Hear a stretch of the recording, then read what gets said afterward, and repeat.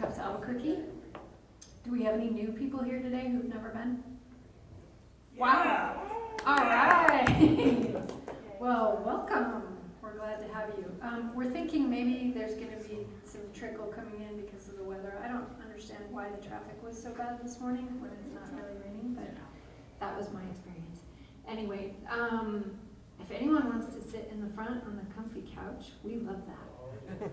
And I think I'll sit in the front. okay. So we're going to go ahead and get started.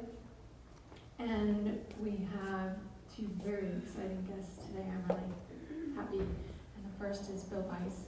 He's the chairman at ABQid. I'm assuming you've all heard about ABQid by now, but he's going to give us a bit more insight. I have my own thing. Yeah. Awesome. I have to use this too? Yeah, I gotta get That's for the video. So one's for video, one's for the Video crowd. and Wow, I love technology. It's like two Bill Weisses. Other sources. Got a typo in there. Yeah. DVD. Close enough. We'll fix it in post.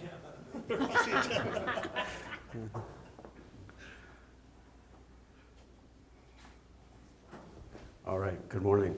So, I was really born an entrepreneur, and it started in the first grade. I went to my mom and I asked her to buy the big box of number 2 pencils for me. And then I took them into my class and resold them to my classmates at 100% profit margin. Mrs. Claire had a rule that if you forgot your pencil, you did not get to go to recess. So I had found the pain point in the market, and I addressed it. When I was, my first sort of real business, I was 14, a freshman at El Dorado, and Tico Navarro at Sun Sports took me under his wing and gave me that push to do exactly what I wanted, to be an entrepreneur. And I created my first business, Sun Sports Racing Systems. And we put on road races.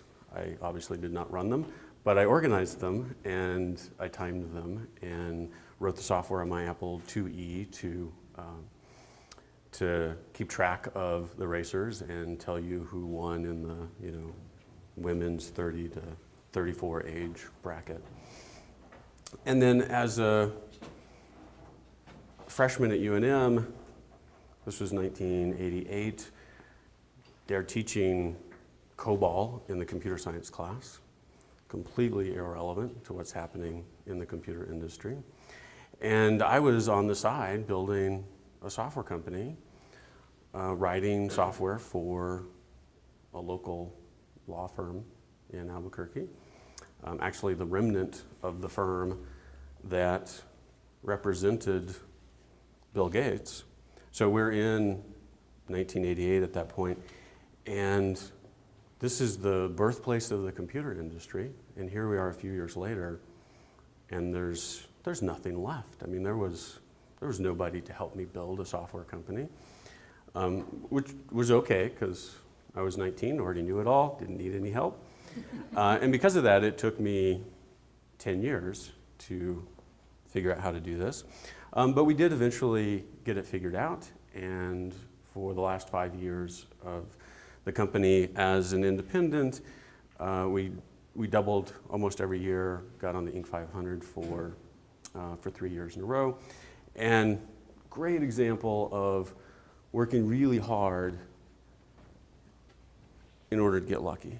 So climbed the mountain, got there, and fortunately, we sold the company on August 22nd of 2001, 3 weeks before 9/11. And this was a big enterprise sale during those days, right? So we were going out and picking up $1,500, $100,000 checks from mid-sized law firms, corporate legal departments. 6 months after 9/11, we didn't sell anything. Fortunately, we were then part of Thomson, big corporate parent. They had cash in the bank, and we were able to weather the storm. Would not have been a lot of fun otherwise. So that's the example of hitting a double. You grow a company large enough that when we sell it, it sticks. And now Thomson Reuters, they still have a presence in Albuquerque. There is still a building in the Jefferson Corridor with the Thomson Reuters logo on it because of that company from years ago. And that's what we need to do. We need to hit doubles over and over and over again. Now, the pushback that I sometimes get when I tell this story is we can't be Silicon Valley. And thank God, I don't want to be Silicon Valley. If I wanted to live there, I have the ability, I would go move there. And I'm flying there tonight, actually. And the great thing is that Friday I get to come home. I get to come back to this really wonderful place that we live in. So what we need to do is get in the game and choose to do this over and over again because we have everything we need. We've got, I don't know why I use Brad Pitt, but we've got all of we've got all the things that we need, right? We just have to choose to take the great entrepreneurs that we have, put them on teams, get them in the game, and go out there and play. Because the analogy breaks down because there isn't only one World Series. You know, all those home runs that they hit in the Valley in no way prevent us from doing that. So that's why we're doing ABQid, to go find those entrepreneurs, bring them forward, and help them go do that thing that they really want to do. And it's happening right now. We've got an amazing cohort of companies right across the street, and they're building really great things. And so over the next 4 years, we're going to do that with 40 companies. And out of those 40, there's going to be a couple of really big winners. And if we get enough at-bats and we get enough hits, there's going to be some home runs that come out of that. And I believe those home runs will be significant enough to actually change the economy of New Mexico. So, questions? Thoughts? Yeah.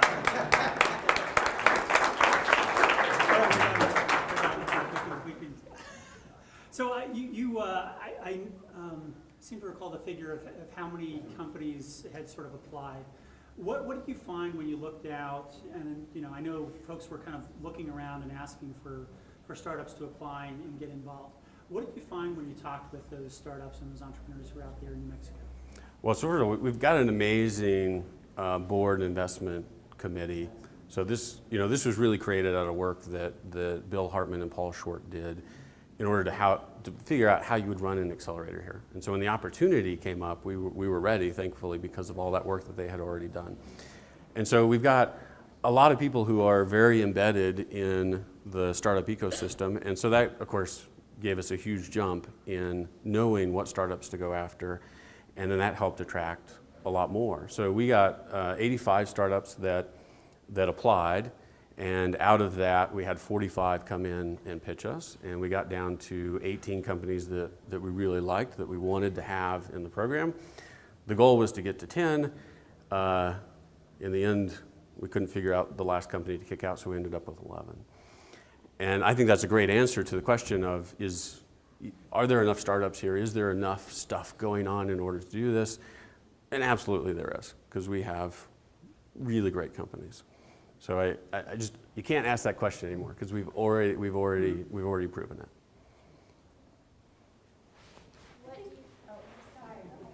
I think one of our challenges, especially downtown here in Albuquerque, all of us who are down here came down here for a reason. You've been here for years. You started the program down here because we really want to make it the innovation district. But I still hear from people that they don't understand what we're doing. Like, they don't understand why we care so much about entrepreneurs and startups, and why are we spending this money, and why does Albuquerque need an accelerator or a place like this? And it actually infuriates me, and I don't know what to do to get the message out. You know, a lot of what we're doing with ABQid is really focused on exactly that problem, right? Because it's such a wonderful thing that we're doing right here, and that we are all here. Gary has just walked in. The city's made a pretty big statement in terms of creating Innovation Central, supporting ABQid, getting behind Innovate ABQ, that making it possible for us to become a living city. the sort of background strategy for what we're doing with ABQid is that we have purposely gone out and brought a lot of the business leaders in our community engaged in what we're doing for exactly this reason, because we really haven't historically gotten the kind of attention in the tech and startup community that it really deserves. And I think that, in a way, is sort of the more profound effect that we're going after, as opposed to just helping those companies be successful. In the end, we have to have wins in order to change that. That's the real answer, right? The way in which we have the dramatic impact is we have to have some wins that are large enough and that we're invested in New Mexico that it has a big effect. So we've had some good wins over just the last year. You know, the biggest one wasn't, the money for that company didn't come from within New Mexico, and so we don't talk about it a lot because it didn't benefit that many people in New Mexico. We've got to change that. We've got to choose to invest in ourselves, and a really wonderful thing happens when you invest in something. You suddenly have to support it. It's a strange element of psychology. And that, I think, is going to have a really great effect in terms of getting the business leaders in our community to pay attention to what we're doing. And if we follow that up with some actual real success, then all of this work that we're doing, all this foundational work that's happening right now, that's going to suddenly pay off in a really big way. The light switch is going to go on and everybody's going to go, oh, it was here the whole time. In the back? Question. Obviously, as you went from 85 down to 11, you did a screening process. Is there anything you can share with us with regard to the selection criteria thought process that you went through? Yeah, so what we're really interested in is finding, so I love Steve Blank's definition of a startup, right? An organization in search of a scalable business model. And so what we are interested in is finding really great teams that have all the elements necessary to get to market. And the really hard one is that they're coachable, right?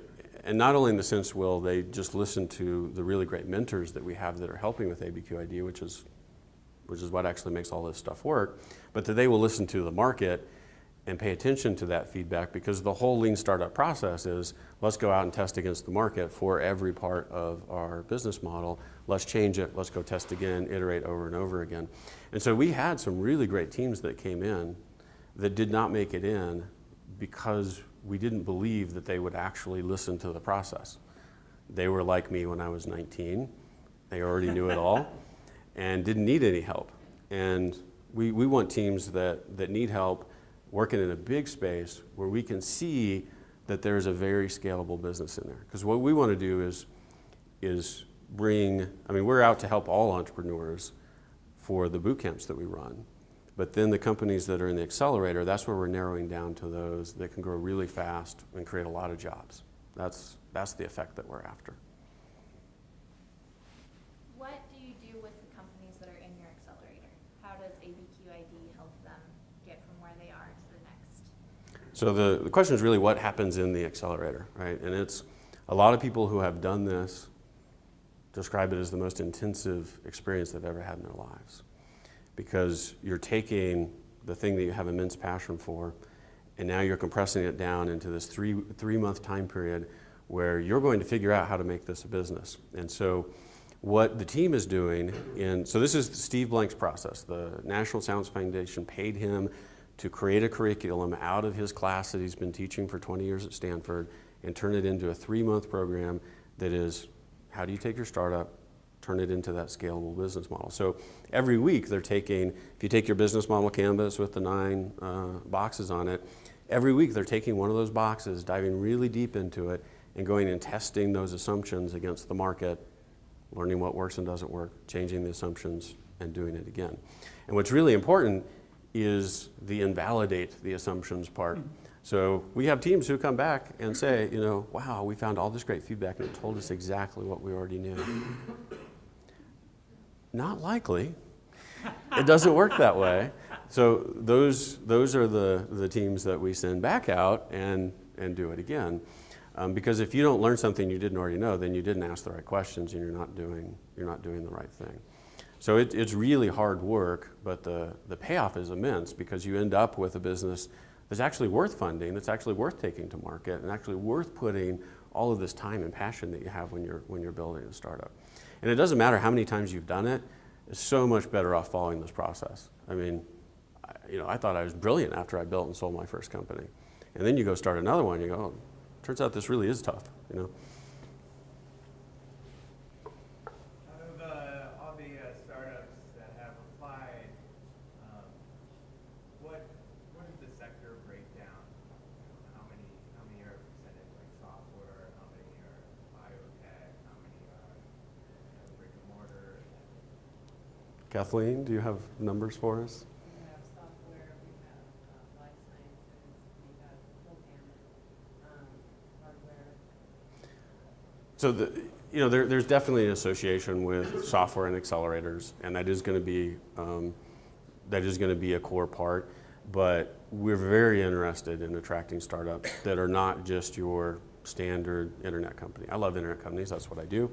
But we have a lot of strengths here that are not just internet companies, and we have some great examples that are in the current run. So we have 2 UNM tech transfer companies that are in the current cohort.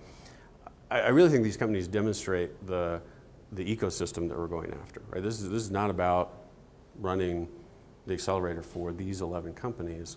It's the entrepreneurs. A ton of them have come out of UNM and CNM. I was talking at Academy last night. We have a lot of our serial entrepreneurs and mentors are Academy alums. The companies that come out of ABQid, they're going to come over here to FatPipe. They're going to go to West. They're going to end up at Innovate ABQ.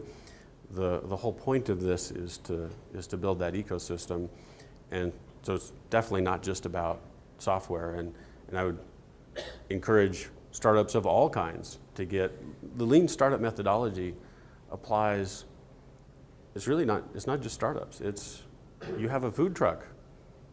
Lean startup, perfect for that. Go cook some food, see if people like it, go to the places you want to drive the truck to, see if there's going to be a market there. Do that work before you go get the loan from Axion to buy the food truck. You have a project that you want to do as a professor at UNM, you have to get time and resources from other people. Apply lean startup principles to test that project out, and you will be much more successful.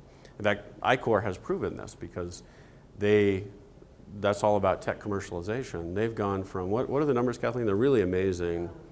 We have 10 to 7 out of 10 in terms of continued funding. So the programs that get funded, now 70% of them are getting funded instead of 30% when they go through this accelerator program, which is really impressive. Did ABQid go through the lean startup methodology? Wow, what a good question. A lot of you were there.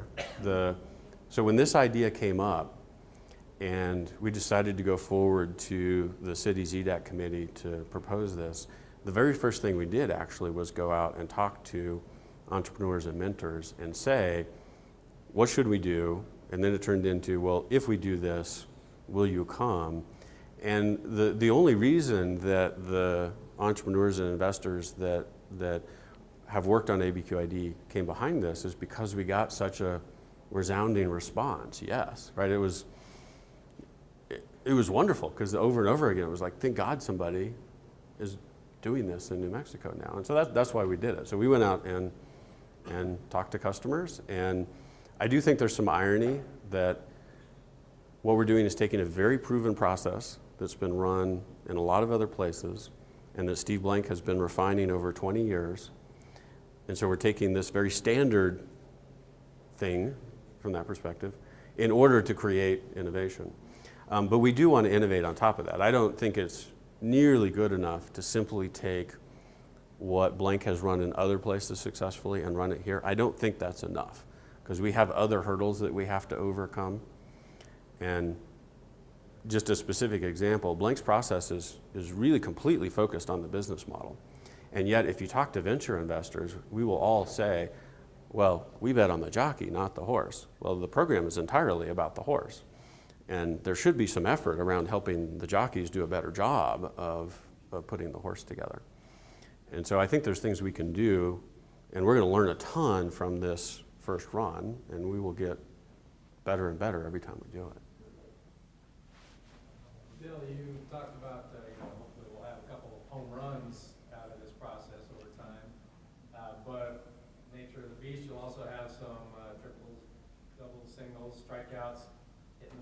pitch.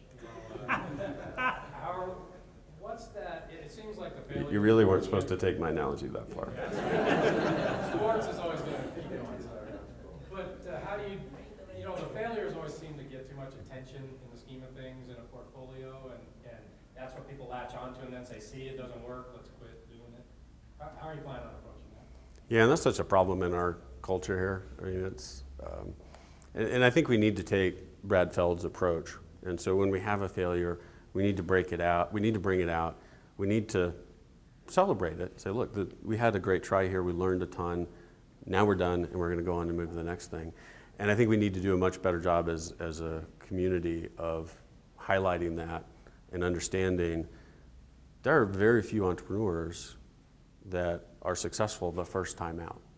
It doesn't tend to happen. In my case, I get to kind of say, because my pro-law was in a way tied to that very first company I started, but the fact that it was under one entity doesn't change the fact that I had a tremendous number of failures in the process of getting there. I mean, it took me 10 years to figure it out. And just because I didn't close the company down and start it up as a new one, it was exactly the same thing. And so we've got to have failures so that we can build on those in order to get to success. And we already have so many great companies that are much further into the process, and this happens too. People ask me, well, how do you know that you can do this in Albuquerque? It's great, you're running an accelerator and it works other places, but this is Albuquerque. So how do you know you can do it? Well, we know we can do it because we already have the companies that do it. I mean, we've been using lean startup methodologies to build companies here before it had a cool name and it was called Lean Startup. Steve Blank wrote this book, 4 Steps to the Epiphany, which he must have self-published it because it was like horrible and full of typos and had no formatting. But the content was amazing because it was this process. And so we've been using this process for years now. And the end result of that is really great companies that are on that trajectory right now. So it is already happening. And ABQid is just creating another set of companies right behind it. Is the presence of the national labs help or hindrance to getting these things done? Well, the question is the labs a help or a hindrance. The problem is that it's not very relevant, and what it needs to be is a help. So we actually have, in terms of the companies that I personally work on, and so there's a lot of other experience in this room, we've had a lot more success with UNM than with the labs. We have really great companies that are UNM tech transfer companies, and some that are just taking off like crazy. And I would love to see a lot more come out of the labs. But I think we've also had too much historical focus on tech commercialization is the solution. And I just think it's a smaller part of smaller piece of the puzzle than is traditionally allocated. So I'm all for more help. Right now it's not nearly as relevant as it should be from my perspective. So Gary? Wait a second. Real quick. We have to let Gary go. Just wanted to comment on the transfer thing, and as most of you know, I've taken 2 technologies out of the labs. I like the quote from the guy from Rocky Mountain Venture Capital Association that was here recently. He said, in Colorado, we have more entrepreneurs than ideas. Here, you clearly have more ideas than entrepreneurs. ABQid is to help people self-identify as entrepreneurs and grow entrepreneurs. And by the way, it's not just for those 10 companies. The mentors that are involved, the office hours, every Wednesday from 3 to 5 is meant to involve the entire community. We've got over 75 mentors signed up that help these companies out, either as generalists or specialists, and that's the kind of thing that we do is the full community involved. It's not just about the 10 companies. Absolutely. The last question we always ask is, what can we as a community do to help you and ABQid? So I was alluding to it earlier. I think the major campaign that we all have to be on in order to make this successful is we've got to get our state to invest in itself. And that's at every single level, right? At the state government level, we need to invest in ourselves. At the city level, we need to invest in ourselves. And the city is doing that. That's why I'm standing up here right now. We've got to get the business leaders and the wealth that is in New Mexico. There's a lot more wealth here than it likes to hide. I mean, it literally comes to New Mexico in burrows. And and we have to go dig it out, and we have to get, if you want to have the beauty and wonder of living in New Mexico, and you happen to be in that position, I think you need to do some things to help the state. And taking that capital that's going to be at risk somewhere, well, let's put some of it at risk in New Mexico and get the double benefit of not only the wonderful financial reward, but what that means to our community here. So that to me is the big campaign that we all have to be on. We've got to get our state to invest in ourselves. How about a big hand for Bill Bias, ABQid? Yeah. I would like to welcome Matt Page with the Enter the Dojo webisodes. I, being a black belt, am a huge fan, but my kids are also a fan of the most, I don't know if any of you have seen it, the 100 groin attacks, which is a very interesting thing. It's about as simple as you can get, but my kids love it. So I would like to introduce Matt Page with Enter the Dojo, the webisodes.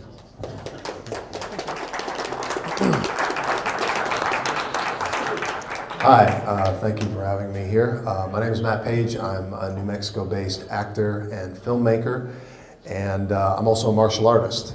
I come from a very small town called Turner, Maine, about 3,000 people maybe, and I studied martial arts at a very traditional dojo. Lots of speaking Japanese, lots of bowing, lots of formalities. And I assumed that that's what every martial artist's experience was if they studied martial arts. I then moved to Southern California and went to a dojo in my neighborhood to continue my training and had a totally different experience. The uniforms were very colorful. There wasn't a lot of formality. And they introduced me to a training method that I was not familiar with called groin sparring, which you can probably guess what it is. Rather than throwing traditional punches and kicks, the whole purpose of groin sparring was to grab your opponent's groin before they grabbed yours. And then for my first fight, they made me fight a woman. Not making that up. And that was the beginning of my experience of what American martial arts schools tend to be, actually more often than not. Really outrageous, they're actually a lot of times referred to as McDojos. Franchised martial arts where the root of the martial art has been watered down so much that ultimately you're studying something that's not very traditional. So I think that's about when the idea for this show started. About a decade later, everyone in town was making webisodes. Those were becoming popular, making YouTube shows. So I created a show called Enter the Dojo. The way I describe it is if the television show The Office and the movie The Karate Kid made a baby, you would have Enter the Dojo.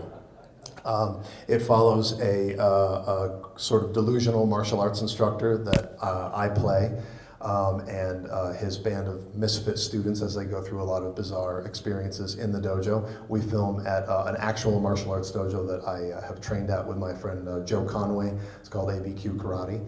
And it was really just supposed to be a weekend of goofing off. We got together, we filmed 3 or 4 episodes, we edited them, released them, and our first episode got to 10,000 views within a couple of weeks, and martial artists really latched onto it.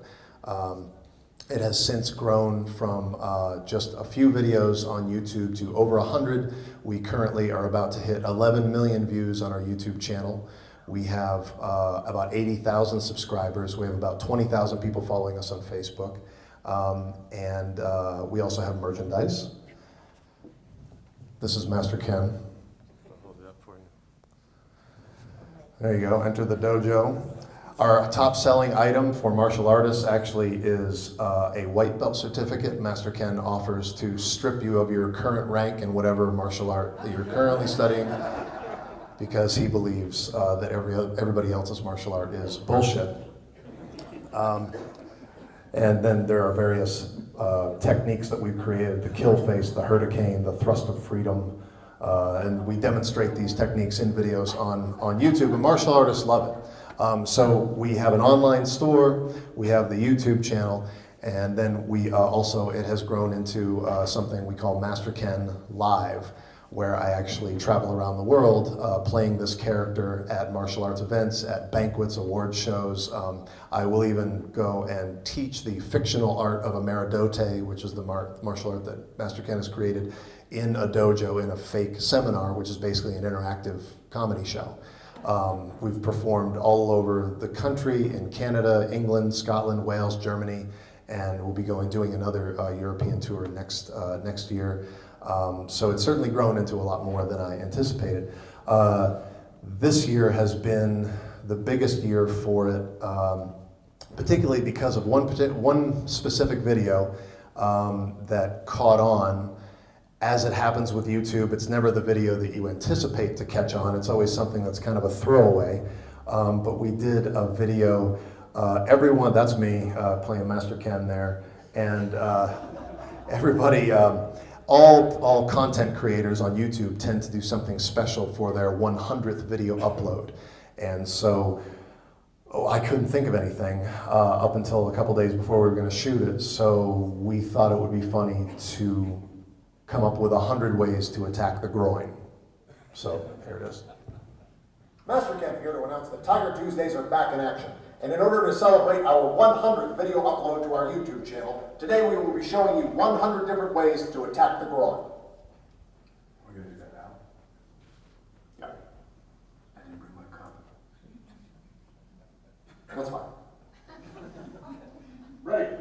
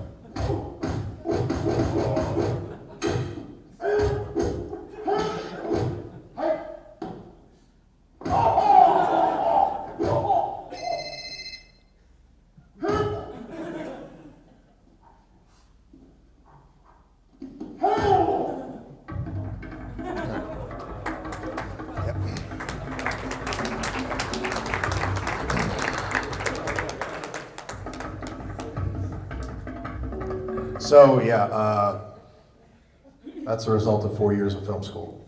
My professors were so proud. That really was supposed to be a throwaway video. That reached 1 million views within 6 weeks, and evened out at about 1.2. It was picked up by everything from Huffington Post to every other blog, comedy martial arts blog. It actually got us a lot of added interest in the show, and it doubled our subscribership. We were like somewhere like 35,000 subscribers at the time, and just off of that video, we're up to almost 80,000 subscribers. So the show has grown in leaps and bounds in terms of exposure. It's, I guess the reason that I'm here today, and when Eric told me about this, the possibility of speaking to you all about this, I feel like the thing that we're really good at with the show is knowing our audience and gaining exposure. We have continued to connect with a fan base that expands every year. We've done 3 seasons of the show. The show is mostly not like that, by the way. It actually has a story and characters and things like that, but this is that's the stuff that kids like. Everybody, it's funny to everybody. Huge in Vietnam, by the way. That video, it's like top views, and you look at the analytics on YouTube, it's like United States and Vietnam. They love the destruction of the groin. I don't know why. So anyway, the reason I'm kind of here today is to sort of talk about the fact that I feel like there are things we're doing really right with the show in terms of exposure, in terms of getting the characters out there, in terms of getting the show out there, the live show, the YouTube show, the merchandise, things like that. But the show has so much more potential, and it's not really reaching it, particularly in terms of how much revenue it actually generates. It really is supposed to be a hobby, but it's kind of, in order for me to keep feeding this monster, it takes a lot of my time, a lot of my money to just keep the thing going. And I'm kind of looking for a way to take the show to the next level. Well, the thing that Joe and I have talked about a lot is really feeling the need for some sort of sponsorship or something that could sort of back the show so that we could put a proper amount of time into it. Right now we release a video a week if we're lucky. That's considered the minimum that you can upload and have a successful YouTube channel. Really, we should be uploading, if not every day, at least 2 to 3 times a week. And that in and of itself is a full-time job. So just maintaining what it takes to get the live show advertised, to book those shows, for me to travel around, do those, to come up with content for videos and get them out to subscribers, and then to be hawking our merchandise here is taking more and more of my time, and I absolutely love it. It's a lot of fun to make the show, but kind of looking for ideas on how we could kind of make it more of a business than it currently is. So that's what I'm here for.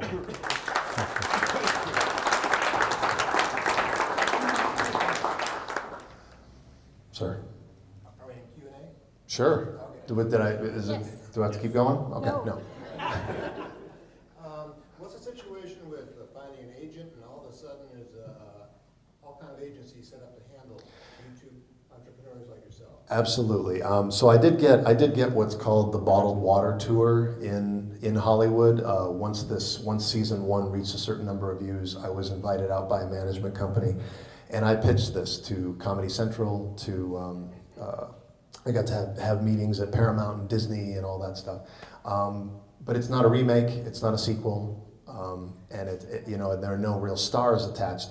So it just kind of fizzled. I did 2 sets of 2 weeks worth of meetings, and it just kind of, nothing really came of it, which is strange because it's kind of considered a handoff project because it already has a built-in audience. But you representing yourself, or? No, I have an acting agent here in New Mexico, and I actually have worked more as an actor in the past. Since this came out, I've worked more as an actor in the past 2 years than ever before. So it's indirectly helped me. In fact, the show has indirectly benefited me in all kinds of ways. I'm just looking for ways where we could get a more direct benefit financially. I'm going to apologize up front that I don't know the companies involved. The last 3 issues of Business Week have had articles about YouTube stars and companies specifically around YouTube, as well as companies that are doing content specifically for the lesser-known cable channels and things like that. And a lot of their shows that they illustrated were along the same lines. Mm-hmm. In other words, some of them extremely juvenile. Thank you. I'll take that.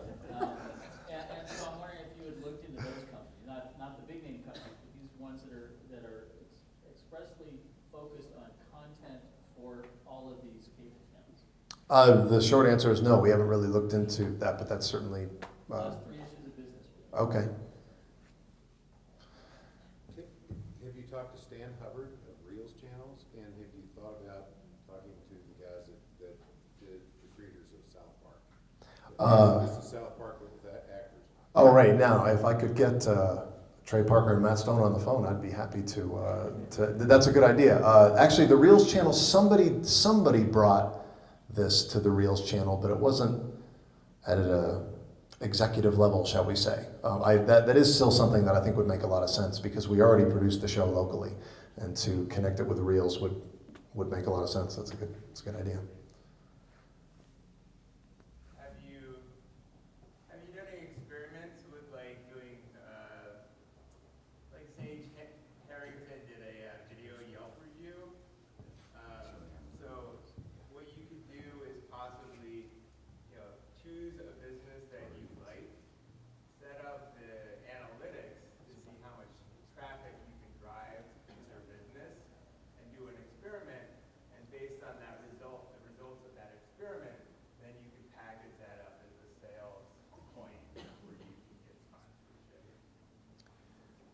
Right. As Ken, or like, what do you mean, like? Oh yeah, so like as Ken. Like doing product reviews. Sir, sure, as long as, the trick with Ken is that he doesn't like anything except his own stuff. So like, that's what's tricky about it, is because Ken doesn't really endorse anybody because he thinks that everybody's bullshit. So like, the whole subject of my going around and traveling around and doing the roasts is that I talk smack about all these high-ranking martial artists to their faces. So if there's someone who wants us to crap all over their product, Master Ken's the guy. I can imagine Master Ken taking a stroll through the rail yard market and having a video of him thrashing everybody, kind of like triumphant insult comic dog. Yeah, I think the roasting element certainly has a lot of possibilities. So yeah, sure. It's kind of a two-part question, but it's really quick. First one, have any of these martial artists ever tried to beat you up for insulting them? And B, have you considered Patreon? It's basically like Kickstarter, but recurring and specifically for artists who create videos on YouTube or musicians. And what is that second one called? Patreon. Patreon, okay, Patreon. No, we'll look that up. I haven't heard of Patreon. And I have yet to be physically attacked. I have received dozens of death threats for the show, particularly from ninjas. That's something the show taught me, is that not only are ninjas on YouTube, but they're very sensitive. So. You gotta watch, there's an old YouTube one about Ask a Ninja. Oh yeah, we know that guy. Yeah, he reached out to us when our show was really starting to pick up speed, and just kind of touched base with us, because he used to do a very similar thing. You know you've made it if you're getting death threats from ninjas. Yeah. So, and despite what Hollywood told you, I think you're a star. Thank you for being in Albuquerque. Oh, thanks. So we should have a conversation with Ann Lerner at the film office and see if we can get some connections here for you, to see if we can help you out. Sure, thank you. That would be great. First of all, did you count 100? It's not 100. It's like 98. Only a few people have actually counted. But like when we got together to do it, we were like, we had a list of like 10, and we're like, well, we'll make up the rest. And then we shot for like an hour and a half, and we had this PA keeping track, and we were like, how many is that? She was like, 23. And we were like, oh. It took us 3.5 hours to come up with 100 ways to attack, with 98 ways to attack someone in the groin. Is, can you, because it's a really cool way to promote martial arts, because the technique that you use is really cool. I mean, the expertise from both of you is obvious. And what if you use it and approach dojos as a way to promote releases in the younger generations, that it's not, I don't know the statistics, but it may not be so popular as it used to be. Right, yeah, I would agree. I mean, a lot of school owners, definitely the majority of school owners definitely sort of struggle. It's sort of a passion that they put a lot of time into. Again, it's strange, the positive and negative side of Master Ken is that he never would endorse anybody else's martial art, because he's decided that they are all flawed. Yet the fact that we created a fictional martial art unifies everybody, so it actually, like if I had made him a Taekwondo guy or a Kempo guy, then there would be a sort of favoritism there. But because Master Ken has created a fictional martial art and tells everybody, no matter what their experience, what their rank, is that they've wasted their lives on bullshit, everyone from any style gets to laugh at it. So there's a unifying fact in that, but I haven't figured out how to promote something without it being contrary to the tone of the show. That's the only thing I can't figure out. I would not do it from the character's perspective, more so of bringing awareness to martial arts from your show itself, from the content and the technique behind it. Right. It's possible. Because there are elements of real martial arts in Ameridote, actually. I see that perspective. Sir? Another funding option is subtle, just something to look into. And secondarily, have you considered official collaborations with other YouTube channels? Yes, that's basically making yourself a punching bag. right.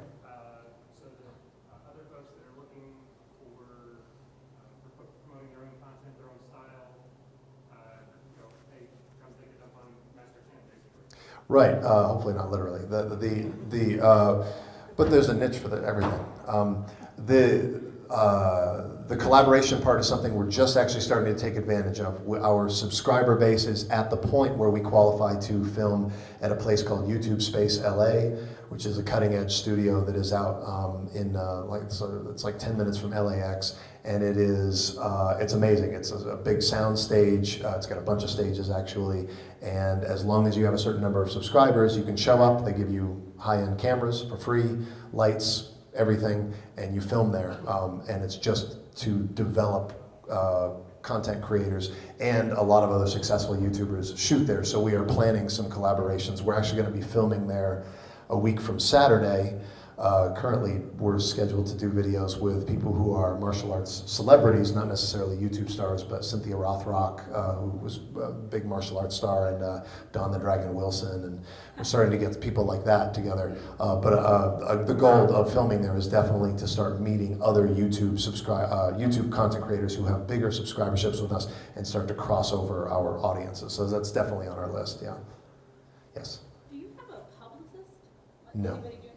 It occurs to me that one of the things that might be worthwhile is to see maybe even somebody locally would work with you because it's fun and people do things because they're fun. Sure. Because I would think something like The Daily Show might be a possibility for you, and it's really just a matter of getting that initial view. But to me, there's some publicity, not necessarily marketing possibilities, but more PR possibilities that might be worth exploring. Like one of the shows, really, you need one. Yeah, I fully agree. I think getting on a show that has a level of exposure would be great. And also, we also really kind of struggle with the awareness of the show locally. It's like, on the one hand, it's kind of set. We would love to sort of be like the Breaking Bad of YouTube, where like people of the show, that it's really well known, and people know that it's set here, that we have purposely set it in New Mexico, and use that to our advantage. Because I book shows all over the world, but I actually haven't really done, aside from the Comic-Cons, I haven't really done much of my live show here, and it would be fun. Have you thought about having a nemesis, like having Chuck Norris be, Chuck Norris, and just have that overriding? I would love to have Chuck Norris on the show. That would be fantastic. I'm hoping that as we get these other martial arts stars from that era on the show, yeah, that's what we're going to do. Is we're going to do private lessons with martial arts stars in LA, and hopefully that will continue to raise the profile of the show. Hi. Backing up to what opened up Q&A, you're making money in two ways. And what can drive revenue and make this so that you can really focus on it and bring joy to the world, right? Right. Going and traveling, doing a workshop, that's like a fixed fee something, right?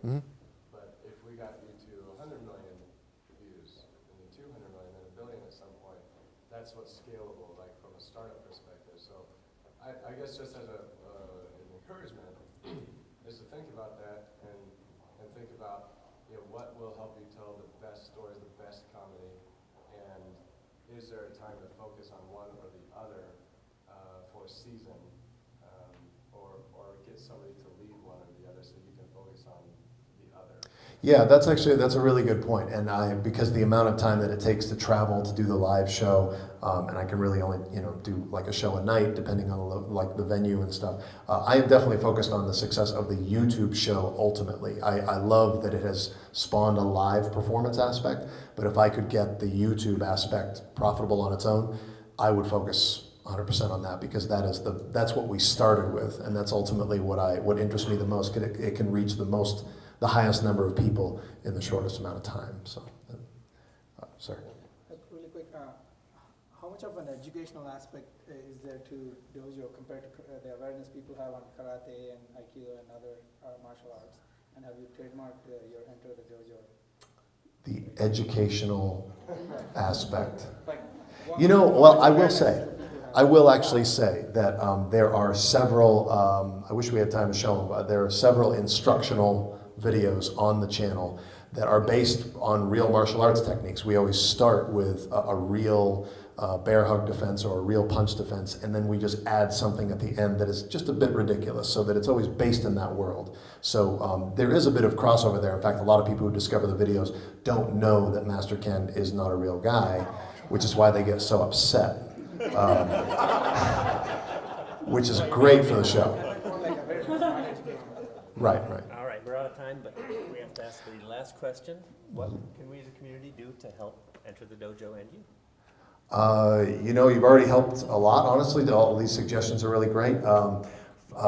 Any suggestions you have for helping us raise awareness about the show, tell your friends about the show. But ultimately, we need some sort of sponsorship, some kind of backing, some sort of higher level of distribution. So if you have any ideas about that, that's what we need. So thank you for having me.